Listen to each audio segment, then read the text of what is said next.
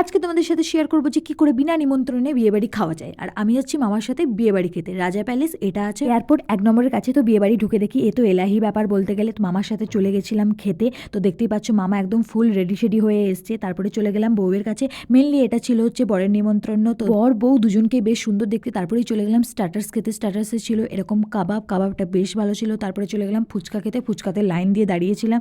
তারপরে একটু চারিদিকে ঘুরলাম, খাওয়া দাওয়া করলাম। যাই হোক, স্টার্টার্সে বেশি কিছু পেলাম না, লাস্টে গেছিলাম তাই জন্য। মেন কোর্সে ছিল নান, বাটার ফ্রাই, চানা মশলা, তারপরে ছিল মাটন বিরিয়ানি, যেটা আমি ভালোভাবে ঠুসেছি যাকে বলে। তারপরে হচ্ছে মিষ্টি খাই এরকম। তারপরে আইসক্রিম একটা নেই। আইসক্রিম খেতে খেতে বাইরে এসে দেখি বরের বোনেরা ডান্স করা শুরু করে। আর আমার মনের মধ্যে ছিল চলো আমি একটু ডান্স করি, কিন্তু আমার ডান্স করাটা উচিত হবে না। আর এখানে ড্রোন ওড়াতেই পারছে না, কখন থেকে দাঁড়িয়ে আছে দেখছি। আর আমার তখন খুব হাসি পাচ্ছিল। যাই হোক, বর এখানে ডান্স করছে আর ভাবছে এরপরে আমার কি অবস্থা হবে। যাই হোক, বিয়ে করো, যারা যারা আমাকে ইনভাইট করতে চাও করতে পারো।